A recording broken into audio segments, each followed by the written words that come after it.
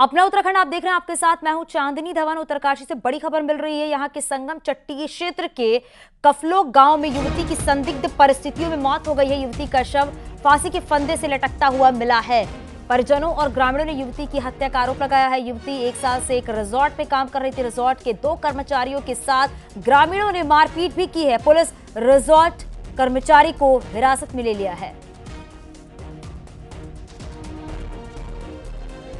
तो हिरासत में कर्मचारी को लिया गया है जो रिजॉर्ट में काम करता था। तो रिजॉर्ट कर्मचारियों से परिजनों की मारपीट हुई है। परिजनों ने हत्या का आरोप लगाया है और बताया जा रहा है 1 साल से रिजॉर्ट में युवती काम करती थी। तो संगम चट्टी के कफलो गांव का ये पूरा मामला बताया जा रहा है। युवती की संदिग्ध परिस्थितियों में मौत हुई है। बलवीर हमारे सहयोगी फोन लाइन पर जुड़ गया। बलवीर, क्या कुछ ये पूरा मामला है? बिल्कुल, ये जो जिला मुख्यालय है उससे 7 किलोमीटर पहले ये जो रिजॉर्ट पड़ता है, वहाँ पे कपड़ों जगह है जहाँ पे ये पूरा मामला सामने आया है। और जिस तरह से सब जो युवती है उसका सब लटका मिला है, उस पे ग्रामीणों ने सवाल खड़े किए हैं। और ग्रामीणों का ये कहना है कि जो ये युवती है ये इसने कोई फांसी लगा के आत्महत्या नहीं की है। ये एक मर्डर है जिसकी पूरी जांच होनी चाहिए, जिसके चलते हंगामे में ग्रामीणों ने काटा। और जो रिजॉर्ट के जो मालिक थे और जो एक नौकर था उसकी पिटाई भी की है। पुलिस ने बचाव करते हुए दोनों को ही हिरासत में लिया है। और जो सीसीटीवी कैमरा वहां लगा था उसको भी पुलिस ने इस समय हिरासत में लिया है।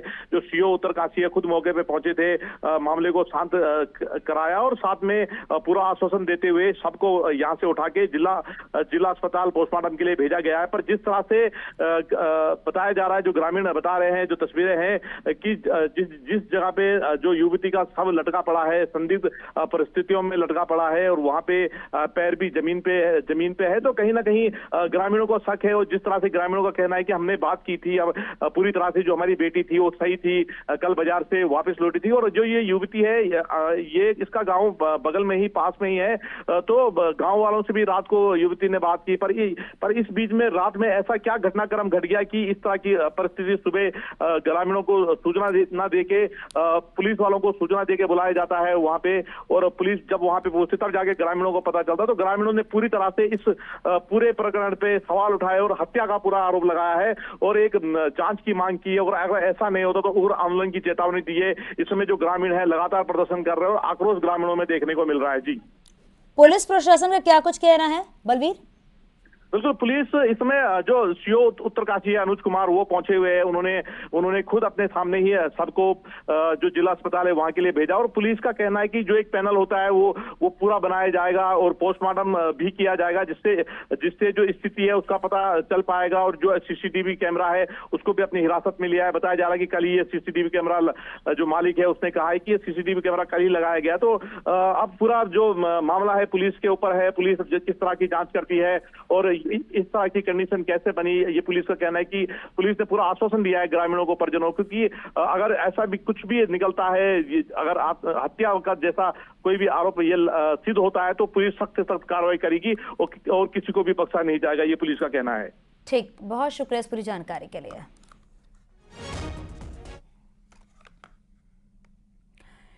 देहरादून से बड़ी खबर मिल रही है। बीजेपी पार्टी नेताओं को सौगात दे सकती है। दायित्वधारियों की दूसरी लिस्ट जो है वो जल्दी जारी हो सकती है। 10 से 12 पार्टी नेताओं को सीएम की तरफ से सौगात दे सकते हैं। देहरादून से देवेंद्र भसीन, सौरभ थपलियाल और विनोद उनियाल को जिम्मेदारी मिल सकती है। हरिद्वार से श्यामवीर सैनी, जयपाल सिंह और साथ ही रुद्रप्रयाग से चंडी प्रसाद भट्ट, नैनीताल से दिनेश आर और हल्द्वानी से दीपक मेहरा, पुरोला से राजकुमार को भी पार्टी जिम्मेदारी मिल सकती है।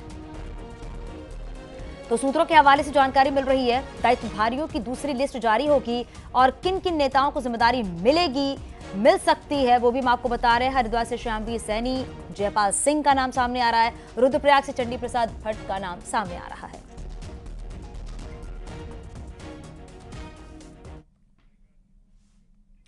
उत्तराखंड में निकायों का कार्यकाल खत्म होने जा रहा है और इसके लिए अधिसूचना भी जारी कर दी गई है। निकायों के कार्यकाल का आज अंतिम दिन है और 2 दिसंबर से सभी निकायों में प्रशासक तैनात हो जाएंगे। राज्य के सभी नगर निगम, नगर पालिका और नगर पंचायतों का कार्यकाल खत्म हो रहा है। 2 दिसंबर से प्रशासक का कार्यभार संभालेंगे, इसके लिए अधिसूचना जारी कर दी गई है।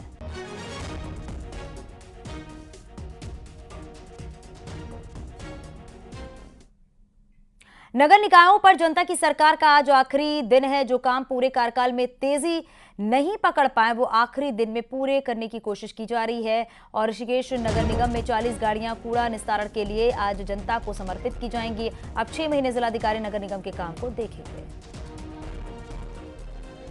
कुछ कार्य हमारे धरातल पे उतर चुके हैं और कुछ कार्य हमारे निर्माणाधीन हैं, तो उस चीज़ के लिए हम बहुत ज़्यादा संतुष्ट हैं। हमने एक विकास का ऐसा रोड मैप इस नगर निगम ऋषिकेश में तैयार कर दिया है कि अगले आने वाले 5 सालों में इस पे हमारी विकास की गाड़ी बिल्कुल सर पर दौड़ेगी।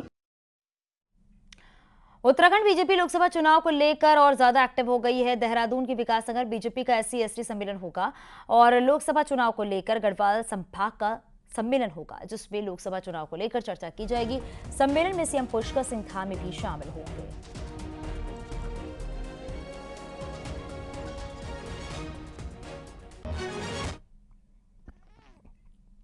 उत्तरकाशी टनल के अंदर 17 दिन तक 41 मजदूर फंसे रहे। उसके बाद सफल ऑपरेशन के बाद उन्हें निकाल लिया गया है। अब पहली बार टनल के अंदर का वीडियो आया है, जिसमें साफ दिख रहा है कि कैसे मजदूरों ने 17 दिन बंद टनल के अंदर काटे।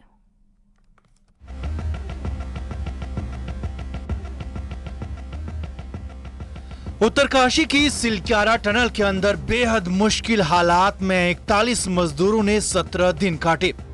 टनल पूरी तरह से बंद थी और सिर्फ उम्मीद थी कि बाहर निकल जाएंगे। अब टनल के अंदर मजदूरों ने कैसे वो 17 दिन काटे, क्या अंदर हो रहा था, पहली बार उसका वीडियो सामने आया है। टनल के अंदर लाइट्स के इंतजामात काफी अच्छे थे, लिहाजा मजदूरों को अंधेरे को लेकर कोई परेशानी नहीं थी। मजदूरों के लिए पानी भी मौजूद था, साथ ही साथ प्लास्टिक शीट्स थी जिन्हें बिछाया गया था और उन्हें ओढ़ने के काम में भी लाया जा रहा था। पाइप से खाना आता है, हम लोग खाते हैं इस पाइप से। ये हमारा बेड है, ये खाना का यहाँ रखते हैं, पानी है।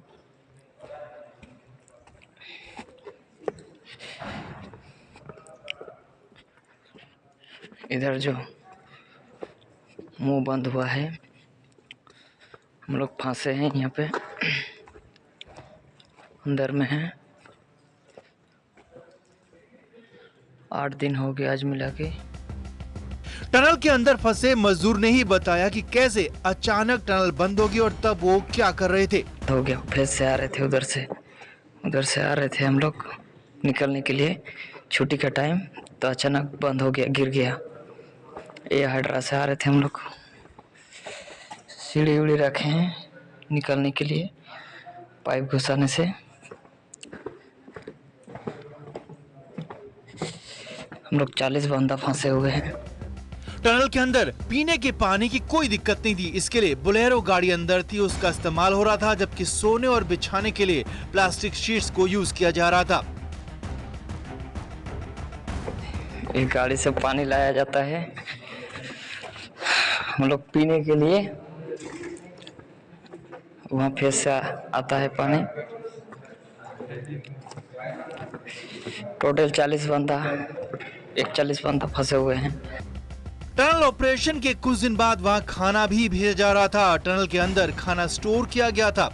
तस्वीरों में देखा जा सकता है कि बोतल में भेजी गई खिचड़ी है। खिचड़ी के कई बोतल वहां पर रखे गए हैं। बोतल में भरकर फॉइल पेपर में लपेटकर रोटियां भी पहुंचाई गई और यहां तक कि सलाद भी फॉइल पेपर में लपेटकर मजदूरों तक पहुंचाया गया। इसके अलावा अंडे मजदूरों तक पहुंचाए गए, केले भेजे गए, सेब और संतरे भी अंदर भेजे गए और साथ ही साथ ड्राई फ्रूट्स भी अंदर भेजे गए ताकि मजदूर सुरक्षित रहें, मजबूत रहें और उन्हें स्टोर करके रखा गया था।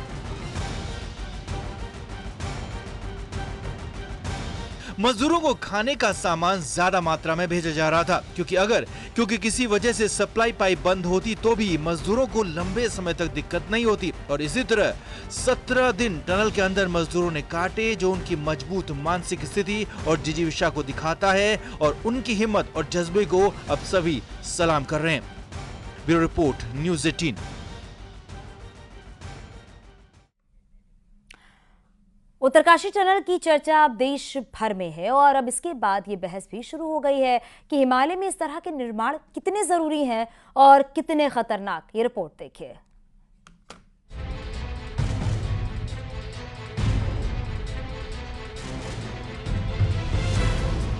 सिलक्यारा टनल रेस्क्यू ऑपरेशन के बीच देहरादून में डिजास्टर मैनेजमेंट पर शुरू हुए वैश्विक सम्मेलन में भी सिलक्यारा से लेकर हिमालय और आपदा का मुद्दा छाया रहा।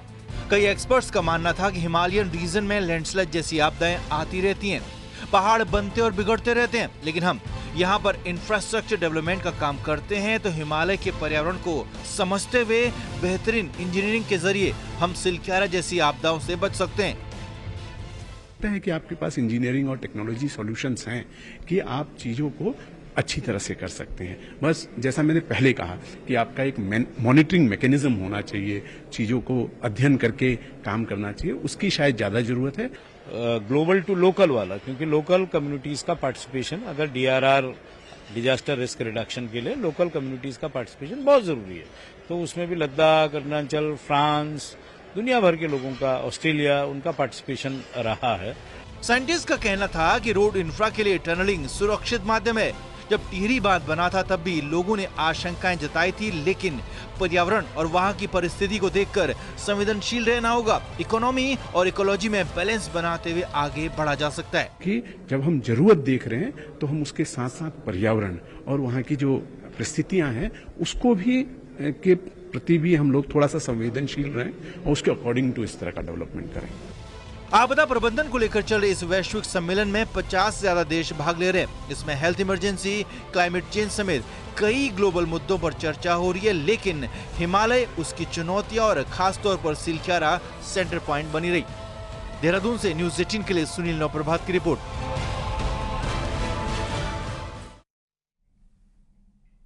चमोली में नीति घाटी में बीआरओ ने स्टील ब्रिज बनाया है। 1960 के दशक में बनाए गए पुराने ब्रिजों की जगह पर अब पक्के स्टील ब्रिज बनाए जा रहे हैं। इन ब्रिज की लंबाई कई जगहों पर 80 मीटर, 90 मीटर, 102 मीटर और 104 मीटर तक रखी गई है। नए स्टील ब्रिज बनने से सीमावर्ती इलाकों में लोगों को आवाजाही में सहूलियत मिलेगी और भविष्य में पर्यटन के साथ साथ स्थानीय लोगों को भी इन ब्रिजों के बनने से काफी सुविधा मिलेगी।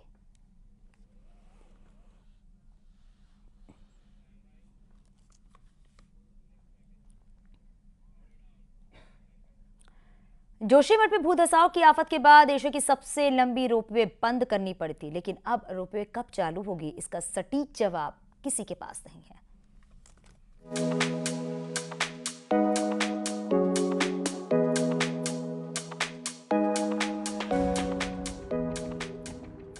2 जनवरी 2022 को जोशीमठ के 5 वार्ड भूस्खलन की जद में आ गए थे। मकानों पर दरारें पड़ गई, होटल को तोड़ना पड़ा। तो वहीं जोशीमठ से ओली को जोड़ने वाली रोपवे को 5 जनवरी 2022 से पर्यटकों के लिए बंद करना पड़ा। लेकिन विंटर सीजन शुरू होने के बाद भी रोपवे को ठीक नहीं किया गया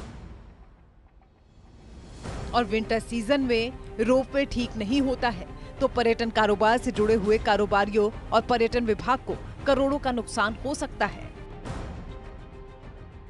11 महीने पहले पिछले 5 जनवरी को भूधसाव के कारण जन दबाव में इसे बंद कर दिया गया था। तब से ही अभी तक बंद है और उस दिशा में अभी तक कैसे इसको चलना है, कहां से इसको अलाइनमेंट चेंज होना है या मरम्मत करके चलना, इस दिशा में GMVN स्तर पर भी किसी प्रकार की कोई वार्ता नहीं चल रही है। क्रिसमस और न्यू ईयर मनाने के लिए सैलानियों ने होटल बुक करने शुरू कर दिए हैं और बर्फबारी होते ही पर्यटकों का रुख पहाड़ों की तरफ होगा। लेकिन पर्यटक ओली कैसे पहुंचेंगे, ये भी सबसे बड़ा सवाल है, क्योंकि बर्फबारी के बाद ओली की सड़कों पर बर्फ जम जाती है, जिससे पर्यटकों को काफी दिक्कत होती है और सैलानियों को ओली पहुंचने के लिए एकमात्र साधन रोपवे ही होता है। लेकिन रोपवे भी बंद है।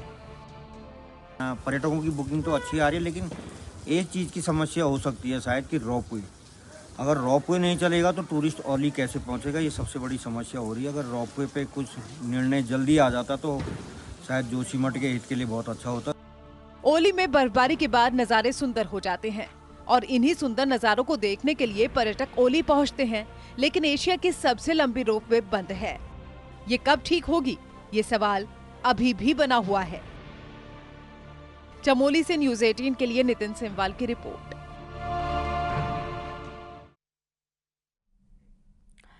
चमोली में 2 दिनों से रुक रुक कर पहाड़ी इलाकों में बर्फबारी हो रही है। नीति घाटी में भी जमकर बर्फबारी हुई है। बर्फबारी से पूरी घाटी चारों तरफ बर्फ से ढकी हुई है। घाटी में केवल अभी सेना के जवान ही तैनात हैं। घाटी के मलारी, नीति, गमशाली, फरकिया गांव बर्फ से ढके हुए हैं।